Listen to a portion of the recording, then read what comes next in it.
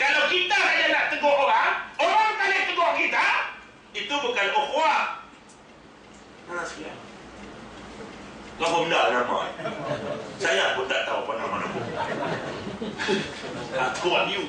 Mana sekian? Wahyu ayat pin.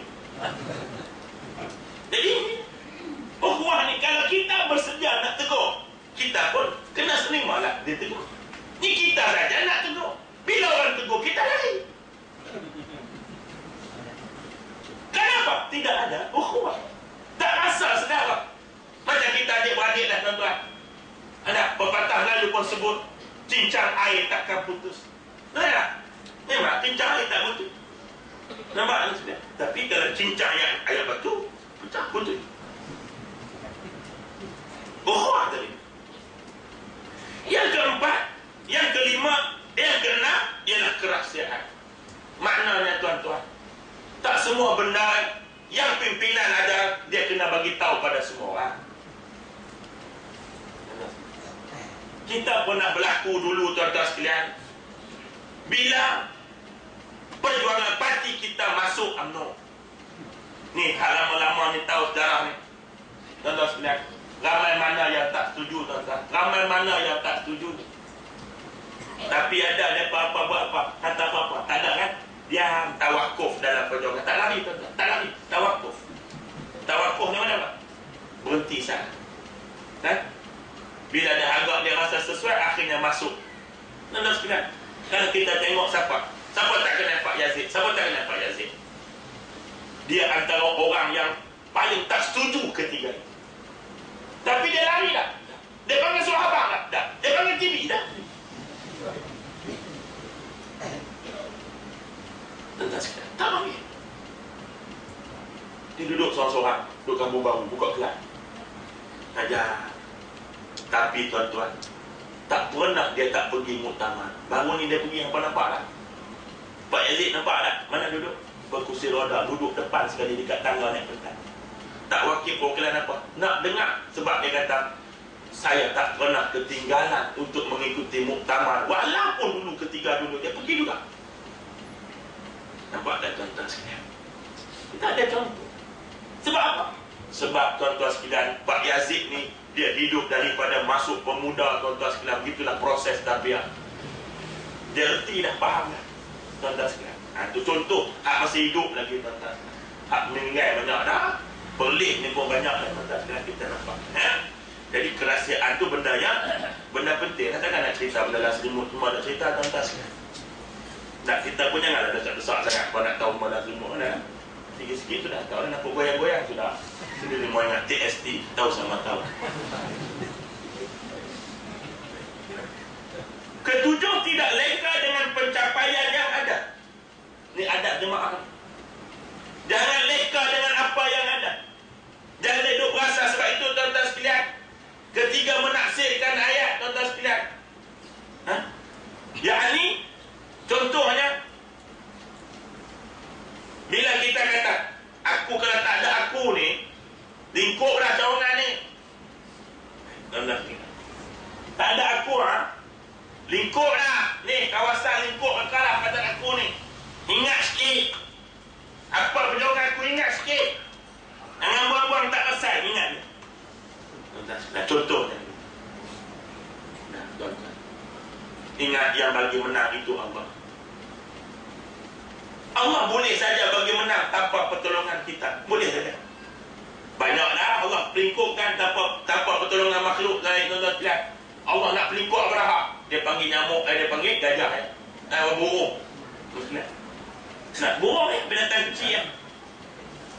Allah tu kita fikir, lemahnya manusia ni, hebat sangat Abraha pakai gajah kan. Aku hantar burung mampu kan. Kalau dia hantar anak kondak, lagi lingkup. Tapi Allah nak hina. Allah lingkupkan Namrud dengan apa? Nyamuk. Dia tak hantar boyong, tak nyamuk. Jadi tokoh-tokoh yang hebat itu tuan-tuan, hancur mereka. Allah boleh menang. Sebab itu tuan-tuan, kalau usaha kita tuan-tuan sekalian diberikan oleh Allah anugerah, tuan-tuan sekalian, maka kita syukur. Tak payahlah kita menyebut-nyebut lagi. Misalnya contoh tuan-tuan sekalian, kadang-kadang dalam masyarakat kita selalu kita dengar ni, bila mari hari raya ni, masyarakat kita ni bercakap tak ikut skrip Allah, ikut skrip drama swasta. Bini kita bersalam dengan kita tidur hari pagi raya, maaf abang ya, halal makan minum. Betul dia cakap ni, makcik betul ya? Apa halal-halal pula lah? Memang tanggungjawab lelaki duk bagi makan halal ke bini pun halal-halal. Kecuali memang dia curi barang kita. Jadi lepas ni, kalau bini kita minta maaf kita sebut abang halal kan, maknanya mesti ada barang kita dia curi. Nak curi apa barang? Ada. Tapi kita bercakap ni tak ikut skrip Allah, ikut skrip drama swasta. Dia macam setengah-tengah ibu juga cakap, aku tak halal susu yang aku bagi minum. Masya Allah. Hampa belakang pernah cakap tak macam tu? Kalau cakap, istighfar, minta ampun dengan Tuhan. Apa halal tak halal? Susu tu anugerah Allah. Ada dia susu sebab apa? Sebab anak tu keluar. Kalau anak tak keluar, boleh keluar susu. Tak ada apa. Jangan duduk sedut. Dia tak keluar lagi, tak keluar.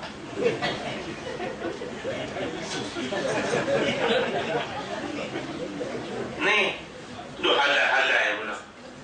Aku tak halal susu, Masya Allah. Itu hak anak kita. Kenapa mesti disebut begitu? Itu hak anak kita. Kenapa ada susu? Sebab ada anak itu. Sebab tu selagi budak tak keluar, pecah ketuban pun susu tak keluar. Betul tak? Kita kena tanya perempuan, tanya aja dua kena tanya.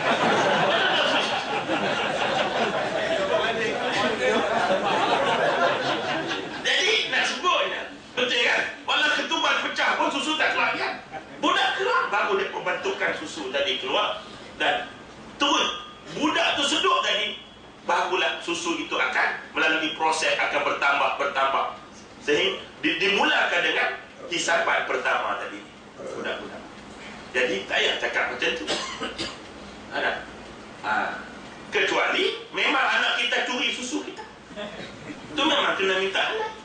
Dia curi susu Enli mak dia makan susu Enli, nak kuat tu tulang belakang untuk nak menari. Jadi anak dia curi. Jadi memang kena minta halal. Itu sebab susu mak. Saya nak sebut di sini tadi, apa kaitan yang berjauh sama susu ni? Apa kaitan? Nak sungguh. Yakni apa yang kita telah sumbangkan adalah itulah yang kita nak bawa balik jumpa Tuhan. Jadi Nabi menyebut kebaikan yang kamu ungkit akan dihapuskan pahalanya oleh Allah Subhanahu wa ta'ala. Ni perlu sabar. Jadi sabarlah tuan-tuan sekalian. Tak apa. Pendapat Sayyidina Ali pernah ditolak oleh Nabi. Pendapat Abu Bakar pernah ditolak oleh Nabi. Tuan-tuan sekalian. Ya? Apa tindakan mereka? Tak ada apa. Sama-sama. Ya? Baik, yang ke-8, menunaikan janji dan beritizam dengan janji kita. Yang ke-9, tidak melampau. Dan tuan-tuan sekalian, yang terakhir, kita bertawakal dan berserah kepada Allah setelah kita buat sedikit usaha. Tuan-tuan sekalian, inilah jalinan dan antara akhlak yang disusun oleh ulama harakat dalam menentukan untuk memperoleh keberkatan dalam perjuangan ini. Tuan-tuan, kita memerlukan kepada akhlak ini. Tanpa akhlak, tuan-tuan sekalian, akhlak adalah buah keimanan. Tuan-tuan sekalian, ya? Buah daripada keimanan kita adalah akhlak. Sebab itu Nabi bila ditanya bagaimana akhlaknya ialah karena khuluquhul Quran. Akhlak Nabi adalah Al-Quran. Tuan-tuan sekalian, jadi itulah yang kita nak sebut pada malam ini.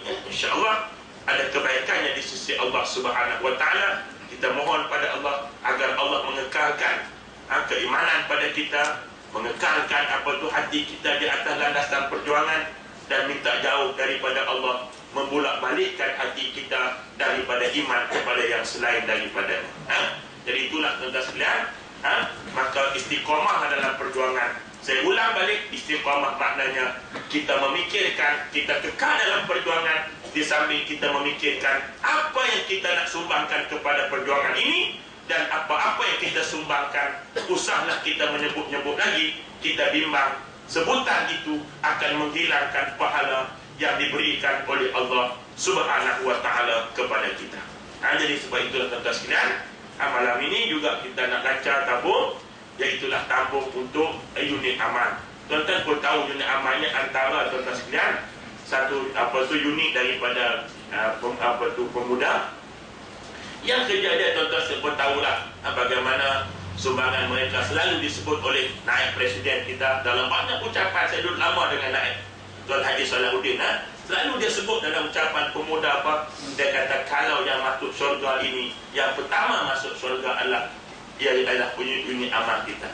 Kadang-kadang mereka tidak mengharapkan jawatan apa pun, tuan-tuan sekalian, duk jaga jalan, jaga parking, tuan-tuan sekalian. Jadi betting belakang dalam apa yang baru ni, dalam himpunan 901 baru ni, polis menghantar surat pujian kerjasama yang diberi oleh unit amal dalam mengawal lalu lintas, tuan-tuan sekalian. Alhamdulillah. Kita tak minta, mereka puji sendiri. Kita tu jawab alhamdulillah, terima kasih. Dia hantar pada pemuda, tuan-tuan sekalian. Dapat kita jaga memang unit amal, jaga sungguh gitu. Dan tak meletup bom tu saya pun tak tahu macam mana meletup bom.